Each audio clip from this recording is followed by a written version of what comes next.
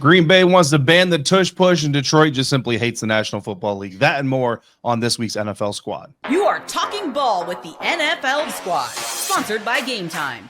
From the Chiefs to the Bills, Falcons to the 49ers, and everyone else around the NFL, it's the local experts of the Locked On Podcast Network bringing you scoops, breakdowns, and the most comprehensive preview of the upcoming weekend for hard-hitting football with our harder-hitting takes. Buckle up, it's the NFL Squad, and we have a seat for you. No hurt feelings allowed. Squad up, you're part of the NFL Squad.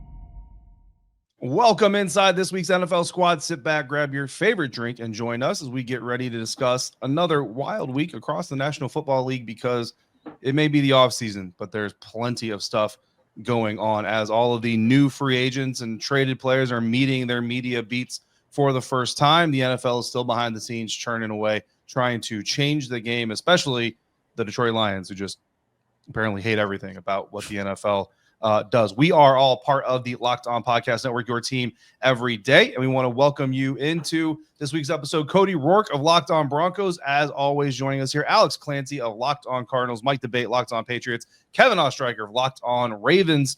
No cute nicknames for your show this week, Kevin. Thank you. Yeah, absolutely. We are going to start off today's episode talking about NFL rule proposals. This is the time of year that NFL teams get together and they discuss and they present potential rule changes. Of course, guys, the effort to ban the tush push, the Green Bay Packers leading the charge there. Although after the NFC Championship game, perhaps the Washington Commanders, Frankie Lou specifically, should be leading the charge to ban the tush push. Speaking of the Philadelphia Eagles, they want to align the postseason and regular season overtime rules to grant both teams an opportunity to possess the ball in overtime, no matter what happens with the first possession. And they want to make overtime 15 minutes to, presumably give people enough time to have at least two possessions there. And then the Detroit Lions, all they want to do is change everything. They want to eliminate automatic first downs as a penalty for defensive holding or illegal contact. They want to allow for an IR slot in the offseason that would allow an injured player to not count against a 90-man roster. However, that player could not be designated for return. So basically you're talking maybe a receiver who tore pretty much everything, unfortunately, in his knee and may not be playing football for the Houston Texans anytime soon. And they want to reseed the playoffs, what I like to call the Peter Bukowski rule. Unfortunately, he's not here to defend the rule, but basically the theory is everybody gets into the playoffs the same way they always have, division champs, wild cards. But once that is set, if a wild card team has a better record than division champion, that wild card team would then host a playoff game. So, Cody, we'll start off with you, my good buddy. Which of these rules intrigues you the most? Rule changes, I should say, intrigues you the most? Well, in terms of intrigue, I'm a defensive guy, so I might be a little biased here. I played defensive back, and I hate how the game is officiated today for the defensive side of the ball. I feel like there's too many rules and contingencies in place. You can't breathe on an opposing offensive player without there being a flag. I really think in today's NFL, and it's always been part of the game, right? Physicality, especially even playing press coverage, should result in the opportunities being able to get hands on guys. I understand within a certain yard range you want that, but I think that the Lions proposing that the NFL eliminates an automatic first down for illegal contact. I think that's huge because in today's NFL, we're seeing, a lot of man being played, but we're also seeing a lot of zone. So you got to be able to reroute guys with, and I understand you can't tackle a guy, you can't whiplash him or anything like that, but you can reroute, I think, get hands on to impede just a straight line to be able to attack a soft spot of the zone defense. Find a way to make that to where it's not an automatic first down. I think illegal contact, you see drives get extended, maybe make it half the distance or something, but not an automatic first down at that point. I like that one. I think it's a good one. And obviously, I think we'll all share our thoughts on maybe the playoff seeding that Detroit also proposed as well. I thought that was pretty good. But, that's where I'm going to start. Yeah, man, look, I like the fact, and this conversation has happened across multiple seasons for multiple people, that so many defensive penalties are just so much more punitive than offensive penalties. Like offensive penalties, you pretty much always have an opportunity to save your drive. But defensive penalties, I mean, we've seen plays go from like 3rd and 20 to first downs for penalties that happen like 2 yards off the line of scrimmage on a play that resulted in an 8-yard gain and would have led to a punt. Like some of these defensive rules being automatic first downs are absolutely insane. So I'm all in support of that one. For the Philadelphia Eagles and obviously the Detroit Lions. And the entire National Football League obviously is going to benefit from this. Kevin, I want to ask you as well. What one of these other rule changes that stands out to you? Is it the playoff seeding? I mean, the Ravens don't typically have to worry about that, right? But do you think that's a fair rule change? Yeah, that's where I was going to go. And I think it is fair. You kind of look at how the NBA does things now, and it's the same thing where it's the highest record gets the highest seed and so on and so forth. Now, essentially, if you do this, if you're the NFL, divisions become a lot less important when it comes to winning those games for your division title, but it's still important to win your division games. But the thing with that is, I feel like some of the complaints would end up being, oh, well, let's just say the AFC North, or let's say the Browns become this great team, the Bengals, this great team, Ravens, Steelers, and people say, well, oh, the Ravens have to play these 3 awesome teams, and all these teams have to play where, let's say, I don't know, some random division like the NFC South. That's a division that, let's say, they have 4 really bad teams. And all of a sudden, it's like, oh, well, now these teams don't have to play. So if there's one good team in the NFC South, they can just beat up on those other 3 teams, and they get a really high seed in the playoffs. That's not as fair. So I still think it's a thing to do, because we saw with the NFC North last season with Green Bay, Detroit, and Minnesota. You have Minnesota and Green Bay. I think unfairly, Minnesota gets the 5, Green Bay, they have double-digit wins. They don't get a top 4 seed. I think the team should be rewarded for their performance. And yes, sometimes divisions will be good, sometimes divisions will be bad, but I think there's enough parity in what divisions can be year to year where it won't just be top seeds will have that opportunity. Yeah, look, I think if memory serves me correctly, I believe the Buccaneers and the Rams both would have had to travel for their first playoff games. And actually, I think the Washington Commanders would have got one of those home games, which would have helped me greatly. Because I'll tell you what, guys, 4 weeks on the road. The Commanders finished the season in Dallas. 4 weeks in a row on the road. It was exciting, don't get me wrong. But, man, it was exhausting and painful on so many different levels, including my wallet, which none of you care about. Alex Clancy, I want to ask you, though, out of these rules, if there was a rule that hasn't been proposed here that you could propose for the Arizona Cardinals, what would it be? Yeah, I think it has to be centralized around being able to review personal fouls on quarterbacks. It's so disjointed with how things are now. It's like, oh, everyone is 100% correct every time. There's no checks and balances.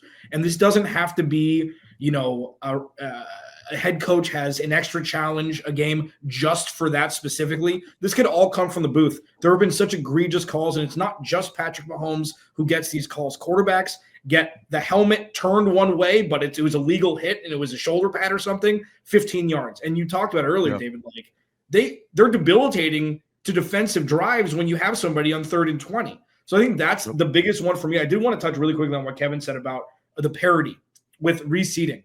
I think we have a lack of parity now. The really good teams are getting a lot better. So it's not like there's no middle class in the NFL anymore. So I don't think reseeding should be something where it's like it used to be, oh, you get a last place schedule, you have a better chance of getting first place in your division. That's gone. Like Philly's getting stronger every year. Detroit's getting stronger every year. Jacksonville's getting worse every year. Tennessee's getting worse every year. So there's not the parity like there once was. And while there always will be, it's not going to be as cyclical as it used to be. So I think that's what makes it tricky with the reseeding. Yeah, look, I mean, I think the NFL still has the most parity of any professional sports league on the planet. Granted, I agree with you. I think teams that we've seen. Yeah, I think right now is probably the time where the NFL lacks as much parity as they obviously would like to. So I think it's a very interesting discussion. And and to add to your roughing the passer thing, like not just confirming roughing the passer penalties, but also the ones that are missed. Like let's help out these referees who have all these things to see, and they're humans, so they're going to make mistakes and all these things. I can't remember the specific penalty or the game, so forgive me for that lack of context. But I remember there was a game specific where a penalty happens. It's a big penalty. It's a big time penalty that moment in the game, and literally everybody in the press box is sitting there saying less than 60 seconds later, we're all sitting there saying we can see on the angle that we get, which we don't even have all the angles, that's a bad call. There's absolutely zero reason to not use the technology that the NFL has at its disposal right now to make sure the game is officiated appropriately when it takes seconds. We're not talking a 5-minute commercial break here. We're talking seconds to get these things right. Sometimes absolutely no reason that technology. What's the point of the sky judge when you run into that situation? Like you're What's telling going on me these the NFL cameras? can't have their guy that's mean- up in the box say, hey, okay, we got word in really quickly. Hey, that's the wrong call. Let's change it. Like they're so concerned about, oh, we can't stop the flow of the game at the sake of getting it right. I think that they should. I don't think it hurts. Like players want you to get it right more so than it's like, oh, here we go. You already have these stupid 2-minute TV timeouts that these guys have to sit there and watch people in the stadium do little, races like barrel races or running around the field. It's like, hey, if you're stopping that for that, they hate that. But if you're stopping the game in the context of getting an important call right that could make a difference toward the end of the game, they're okay with that. I've talked to players, but that's what we're running into though. The NFL, they have the technology to do it. Why can't they embrace it? It's already the slowest. It's already the slowest paced game of professional sports by a long shot now because baseball is a shot clock. I mean, what does it matter? Yeah. What does an extra minute or two here and there matter? And we've seen them do it too. At times during games. We're one progression away, guys, from having nano cameras in every blade of turf across the National Football League. Bring it. Use all of those advantages to make the game better. Like you said, Cody, every NFL player, they just want to win and lose based on the merits of how they play. They don't want some crazy crap to cause them a loss. And I mean, they'll celebrate the win, they'll take the win or whatever. Remember when Clay Matthews Matthews sent out Roger Goodell's phone number after the Hail Mary? I love that, man. Mike Debate, well, I also need you to chime in, man. What's a you know a thing or two about covering teams that affect rule changes? What's a rule change you'd like to see the NFL adopt? Oh, that's a low blow. The guy that was affecting the rule changes isn't here anymore, David. No, I'm only kidding. Look, and I say that with every bit of reverence to Bill Belichick. But look, I think a rule that right now is catching my eye is something that affected the New England Patriots in years past, and that's the playoff overtime rules that the Eagles are proposing right now. Right now, they'd like the regular season overtime period to match the postseason overtime period. And look, I understand the need for equality in that relevance and that realm to allow teams equal opportunity to be able to possess the ball and that type of chess matchup where let's see if your defense can stop my offense and go one-on-one and still have a chance. To me, I do think this does skew the balance of competitive equality. I know that's why the Eagles want to go ahead and put this through, but I think the best part of the football game is the end of the game. And I've always been a fan of the end of the game, whether you take your timeouts, how you manage the game, the last 2 minutes, getting the ball back, you try to keep the ball away from the other team, whatever it is. I think that combines all the elements of football. I think when you start handing the ball back and forth and trying to make it a fair way, I guess, of trying to get guys into the end zone, I think it takes away from that a little bit. So I look at that, of course, team that I cover has been on the fortunate end of that more often than not. I point to Super Bowl 51. I point to the playoff matchup against the Kansas City Chiefs. I understand there are teams out there that feel they didn't get their extra shake, but if you can't get the job done within 60 minutes, there's got to be some sort of, accountability for that. And I think the more these rules are put in place, I think it takes away some of that accountability. Yeah. I say just coin toss it. Just have a coin toss. You know what? Actually, just break out Madden at the 50 and just have them go at it for Let's 15 go. minutes. And Madden. Get your best Madden player from the locker room. Equipment guys included. Just throw them out there with controllers and let them have that. Anyway, obviously, I'm just joking. What isn't a joke is the fact that Aaron Rodgers might be about to complete the Brett Favre trifecta, and it would be the most amazing thing that I've seen in my time watching the NFL, and has nothing to do with what happens on the field. Is Aaron Rodgers going to Minnesota? Conflicting reports as we enter this week here on this NFL Squad episode, part of the Locked On Podcast Network, your team every day. Today's NFL Squad Show is brought to you by our friends over there at Upwork. And scaling your business requires the right expertise at the right time. With Upwork, you can find specialized freelancers in marketing, development, design, and more. Experts ready to help take your business to the next level. Upwork gives businesses flexibility by connecting them with top freelance talent across multiple industries, including IT, AI, web development, and marketing. Whether you need extra hands for a project or if you're looking for a long-term partner, Upwork makes hiring simple and affordable. Plus, it's important in today's age to find the right talent. If you need help with a marketing campaign, Upwork can connect you with a freelance expert who delivered incredible results. Plus, their hiring process is fast and it leads to easy hiring, where posting a job is free and simple and within a day with multiple qualified candidates to choose from. So visit Upwork.com right now and post your job for free. That's UPWORK.com, Upwork.com, to connect with top talent and grow your business today. Today's NFL Squad Show is also brought to you by our friends over there at Game Time. And look, folks, imagine watching your favorite team live, feeling the energy of the crowd and witnessing unforgettable moments. That's the stuff that we live for as fans of sports, as music enthusiasts. And there's nothing like experiencing a big game or a concert event in person. And that's why Game Time is important for you to go for all your ticket buying experiences. Getting tickets shouldn't be stressful. That's where Game Time comes in, making it easier than ever to grab last-minute seats at unbeatable prices. Plus, they have Game Time picks. Curation makes it easier to find better value for tickets to sports, concerts, comedy, theater, and anything that's going on in your area. And look, they have great deals on some of the huge matchups coming up in the world of basketball. Plus, they have super deals like their lowest price guarantee or Game Time. They will credit you 110% of the difference. So take the guesswork out of buying tickets with Game Time today. Download the Game Time app, create an account, and use code LOCKEDON NFL for $20 off your first purchase. That's LOCKEDON NFL for $20 off. Download Game Time today. Last minute tickets, lowest price, guaranteed. The most unwanted quarterback on every week's NFL Squad episode, Aaron Rodgers, yet he is the guy that nobody can stop talking about, man. Like, it doesn't matter how many, I don't say how many teams he's ruined. He only ruined one team, but it doesn't matter how badly he ruins the team, how badly his friend comes to save the day with him and just ruins his season and just what else happens. Aaron Rodgers just will not go away. The latest, gentlemen, is that the New York Giants actually seem to be out on the whole conversation, but also may not be able to trade up to number one. So maybe they are going to be forced to be back in it. But the Minnesota Vikings, obviously, look, for those who don't know or don't remember, Brett Favre goes from the Green Bay Packers and the New York Jets, ends up with the Minnesota Vikings.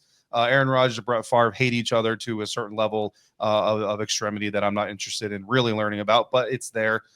Aaron Rodgers, of course, goes from the Green Bay Packers to the New York Jets. Now, comically, he may go to the Minnesota Vikings. I think the only thing better would be to make him wear number 4 in Minnesota if he shows up there. However, there are reports that, one, the Minnesota Vikings are preparing to go forward with J.J. McCarthy. Then there's also reports that, yeah, but they also haven't completely closed the door on Aaron Rodgers. So I want to ask you guys this first and foremost. And actually, I'm going to start with you, Mike Debate of Locked On Patriots. Should the Vikings be interested in even leaving the door cracked for Aaron Rodgers, or do they need to move forward with J.J. McCarthy, their first-round quarterback from last year who was injured and unfortunately was on IR all of his rookie season?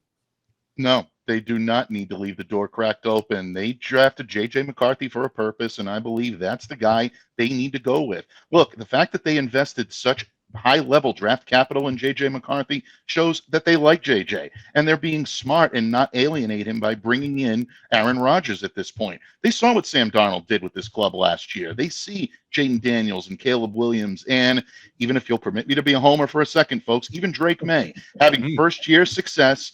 You know, they know that JJ can come in and he can keep this team right where it is. Why run the risk of bringing in a player who's clearly not into mentoring his successor, someone who could disrupt the team building dynamic that they've built in Minnesota? Aaron Rodgers and the sideshow that he brings with him, in my opinion, is just not worth it. So I think the Vikings would be smart to close this door, put all of what you've got behind J.J. McCarthy, and then at that point, you can move forward, and that's where this team is headed in the short term and in the long term. They clearly saw a lot of what they love in terms of team building, in terms of leadership. When it comes to J.J., I think opening the door for Aaron Rodgers is the wrong move in every facet for the Minnesota Vikings at this point. Yeah. I mean, look, when JJ came in the NFL, everybody knew, or everybody, analyzed or projected, right, that he was a project. He was going to need some time to grow and learn. That's why a team has Sam Darnold and J.J. McCarthy, so they can make the best decision they need to moving forward and all that stuff. But Sam Darnold is not Aaron Rodgers in a lot of ways. But like you mentioned, Aaron Rodgers is not really friendly with. He doesn't play well with others. You know what I'm saying? Which is ironic considering you play the most complete team game ever. But it is what it is. So Cody, you know a thing or two about veteran quarterbacks going places. Obviously, it went much better in Denver with Peyton Manning than it will go. I don't care where he goes. It's going to go a lot worse than what happened with Peyton, wherever Aaron Rodgers ends up. So if it's not Minnesota, where, I don't even say should, but where might he land? He shouldn't land on an NFL team this year. In my opinion, like, I understand teams like the Pittsburgh Steelers, the New York Giants, as the time that we're sitting down here on Wednesday afternoon recording this, why would you want to hitch the wagon there? Like we talked about last week, if you're the Giants and you're that coaching staff and Brian Daboll and Joe Schoen at GM, this is it. Your last chance is really trying to get it right this year. Now, if you draft a rookie quarterback, in the draft, the Giants might be able to extend the runway of Schoen and obviously Brian Daboll a little bit, because now it's like, hey, we have a rookie quarterback. Let's see what he can do. It's going to take some time. We've got a good receiver around him in Malik Neighbors, but that's not going to be enough, to do it. So hitching the wagon to those guys would be absolutely laughable at this point. The thing that drives me nuts about this whole Minnesota Vikings thing and Aaron Rodgers, why would you do that to J.J. McCarthy in a sense? Because think about it from his perspective. As we've seen, his fan bases, they want to win, right? I understand Aaron Rodgers, he might still be able to play some decent football, but in my opinion here, you drafted a guy to be your eventual franchise guy. If you bring Aaron Rodgers into the mix, even if Rodgers is the backup there in Minnesota, every little mistake that JJ makes, you're going to have the fan base. I don't want, I'm not liking what I'm seeing. Let's go with Aaron Rodgers. You're going to impact and ruin his development. You can shoot his confidence down. I mean, this is a guy we already know. JJ McCarthy has a very, very intense grounding routine before every single game to get him in a spot, a good headspace. You bring Aaron Rodgers to the mix, I think it completely throws that away. I think it's stupid. In my opinion, Rodgers shouldn't play football in 2025. Yeah, listen, man. When the Giants come up in this conversation, actually, I was more scared about Matt Stafford potentially going to the Giants. But even Aaron Rodgers, as much as I poke fun, as much trash as I talk about, just because he's very trash talkable. The thought of Aaron Rodgers with Malik Neighbors and perhaps Travis Hunter and Tyrone Tracy with that Giants defense, like that's actually not terrible. If it's Madden, right? It's not terrible. There's another Madden reference. We should get paid. I have a feeling, Alex Clancy, you don't think Minnesota is a bad idea. Am I correct in that assumption that I'm making completely uncued? Yeah. So it's the lesser of two evils. And let me explain. So while rational thought would lend you to think that Aaron Rodgers is a complete dumpster fire that you wouldn't let enter the stadium, I completely understand that. Minnesota, included with the Giants and the Steelers, is the most stable situation for Aaron Rodgers. Sure, the Steelers have been the most stable organization maybe in the history of football. They've got two problems on the outside of wide receivers. DK Metcalf is the highest penalized wide receiver since being drafted, and George Pickens, you don't know what you're going to get each day. So you put three of them together on the same field, that's not good. Brian Daboll probably isn't as good of a head coach as his reputation still would allow him to think. Joe Schoen completely ravaged. He Dallas Mavericks that team. So why would you want to go there? Kevin O'Connell is probably the most underrated head coach in football. And you have Aaron Jones, who he has a history with. You've got the best wide receiver in football. You've got a top 5 number 2. You've got a top 5 tight end. You've got a really good defense. They've got draft picks. If you ask me who gives the best chance to win in 2025 to potentially save Kevin O'Connell's job, it ain't the kid. He was a project. Yeah. When people said that he was going to draft him at 10, you're like, really? This dude who barely threw the ball, and then he threw a couple beautiful balls during the preseason, and it was great. But this isn't about making friends. This is about winning football games and saving Kevin O'Connell's job.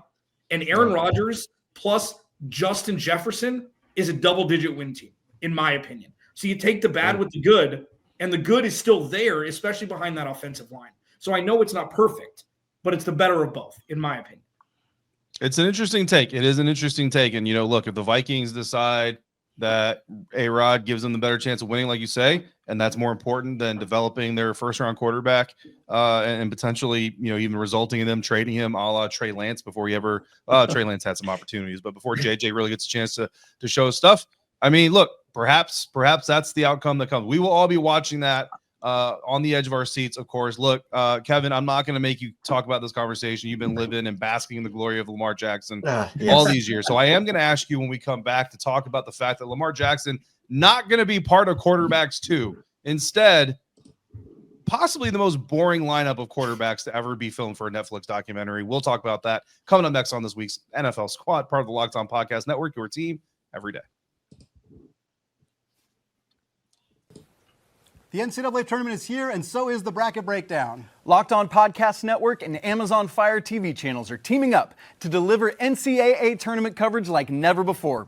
Watch studio shows featuring former players and Locked On's local experts as they guide you through every upset, buzzer beater, and bracket matchup. Stream it all for free on Amazon Fire TV channel. Search Bracket Breakdown to see it all for free. It's your team every day. Back now to wrap up this week's NFL Squad episode with the announcement that Netflix is going to be doing another quarterback docu-series following 3 NFL quarterbacks around the 2024 NFL season. And we are going to see all the drama that unfolds behind Jared Goff of the Detroit Lions, Joe Burrow of the Cincinnati Bengals, and Kirk Cousins of the Atlanta Falcons. Listen, no disrespect to any of these guys, but the combined personality between those 3 guys equals Taylor Heineke, I believe. So that's to say, I don't cover any of these quarterbacks. I'm not going to be watching this series. Sorry, Netflix. It's not my job to pump your product. Kevin Ostreicher, Locked On Ravens. Lamar Jackson, not on this list. Is that more a Netflix decision, more a Lamar Jackson decision? And how much do you hate this lineup, or am I just off base here? No, I mean, for Lamar, it's definitely more of a Lamar decision, I'm sure. I mean, Lamar is not one to go and do these things. He's not, even media-wise, he doesn't really do a ton of interviews. He's kind of more on the private side of things. So, if he was approached by Netflix and asked to do this, I'm sure he probably declined, which is a surprise to nobody here in Baltimore. And it kind of is what it is. But I think you're right, David, where it's like the Joe Burrow drama or whatever that would have entailed would have been the Jamar T. Higgins situation. That's already resolved. I mean, I guess you can do kind of the aftermath of that.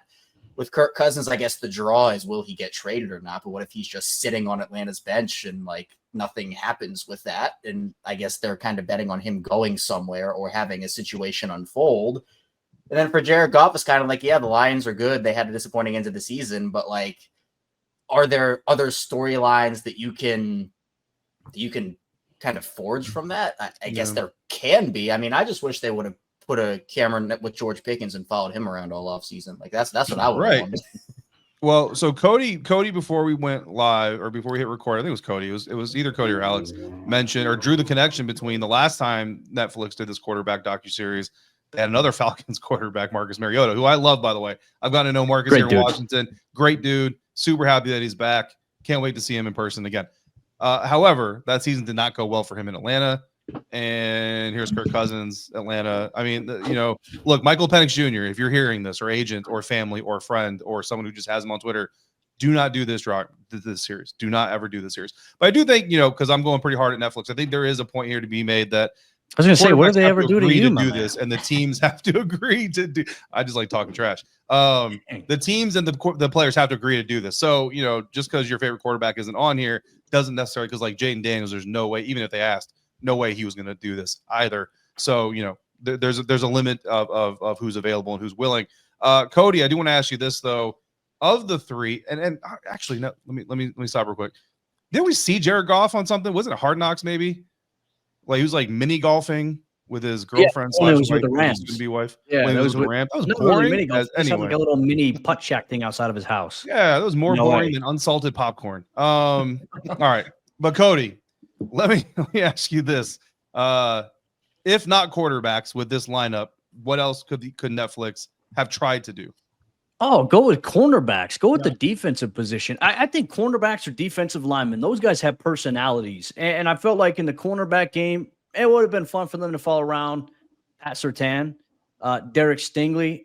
Would you want to follow around Sauce Gardner? I mean, obviously, I think that would have been appealing, but I would have tuned in for that because these guys talk the most trash. Though I would say Pat Surtain doesn't talk trash really. He's really a quiet guy. But Stingley would be an energetic personality. Sauce Gardner certainly would be in that regard too. Defensive line, those guys have the best personalities. I feel like on any team, you always have the funny guys there. I just don't find the appeal. Like I think Joe Burrow will be great in this. I'm not really interested in hearing about Kirk Cousins. We already got to see Kirk Cousins already in this show. We got to learn a lot about Kirk. I don't really care too much about Jared Goff. Like, what are we going to learn about Jared Goff that we don't already know? Like, I understand teams have to agree to it, but there have been Josh Allen. Would Josh Allen have agreed to it? Maybe, maybe not. I know Lamar would have been a polarizing figure, but for me, this just doesn't move the needle. And I understand you got to do it, but there's better options out there. Unfortunately, not a big fan of this. And I think Joe Burrow is probably going to steal the show, but I think this will probably underperform in terms of how people view it. Yeah, I mean, Joe Burrow, especially with the Bengals season going to get a little bit behind the scenes with him and all that stuff. Maybe that could certainly be interesting as well. Again, the teams also have to approve what gets aired and what doesn't, and all that. So that there's that little bit of a. John Payton would never allow it. Jared Goff. I mean, of all the white guys doing big things in Detroit, he's the least of them that I want to see on my Netflix screen. Alex Clancy, you got any other ideas for what Netflix could do for these series? Yeah, tight end you, baby. I mean, they're like the wrestlers of the NFL. Like the crazy part about them, like George Kittle does it with a smile because he's so good at football. Like there's a confidence there that's not cocky. It's not. He's a child playing football, and it's the craziest thing. Like you think, even in years past with Gronk and Jimmy Graham at his height, like tight end is like, it's the specimen you need to be to play tight end in the NFL. You're an NBA player, you know, who's playing football, and you're getting tackled by or trying to be tackled by very large men. So I would say that. I mean, and with Kirk Cousins, it's like getting Sam Bradford on with his sized uniform and shoulder pads that Thor wore. Like he never got that right. It's just like I don't get it. But yeah, I think tight end would be super fun. I would love to see Sauce, Marlon Humphrey, all those guys that because I think there's real rivalry between those guys. Like the brotherhood of tight end is there, wide receiver. There's no rivalries anymore really. But with CB, it's who CB won. And I think that would have been fascinating to follow around all those guys too. Yeah, man. And you mentioned Kittle. I mean, Kittle was on the Netflix receiver series. Yeah. I would love to see Kittle again. Yeah. Like do a tight end Netflix and bring Kittle back on.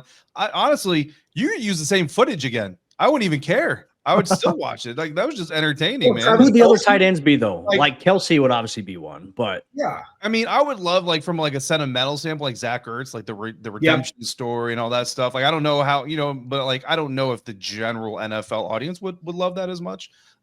There's certainly tight ends around there that you could follow around. Bowers, there's more star power in the tight end group than there's been. I mean, Travis Swift. I mean, Travis Swift is a well-known player there in Kansas City. Mike Debate, you got any ideas here? Where should Netflix pivot? And I mean, this quarterback thing is happening, but where should they pivot if they could pivot?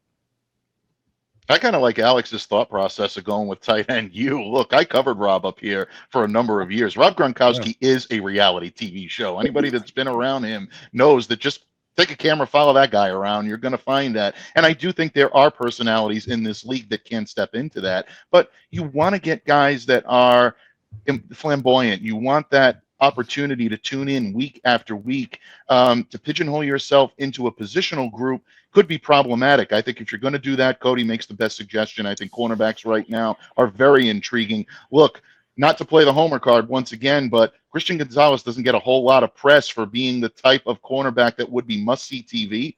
I can tell you from speaking to other corners throughout the league, a lot of trash talking that comes out of Christian's mouth. You don't expect it, but it's sneaky. And something like that could be intriguing for fans that don't get a chance to see these guys interact and really that rivalry back and forth. So anything that shows off any bitterness in the NFL, I think would be must-see TV. They got to play the bitter card in order to be able to draw people in. I don't see this quarterbacks 2 class doing that.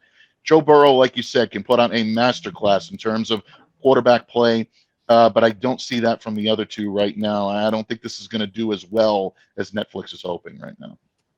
Yeah, look, usually you hear Omaha and good things happen afterwards. This time, I'm afraid it's probably going to be a big swing and a miss. But this episode of NFL Squad has been a lot of fun, so thank you all for joining us here for this week's NFL Squad. We will be here each week, so make sure that you're following along and coming back for all of the wild fun happening around the National Football League. And, of course, follow every single person you see and hear in this episode because we are all part of the Locked On Podcast Network, bringing you coverage of all of these teams every single day, 5 days a week, all part of the Locked On Podcast Network, your team every day.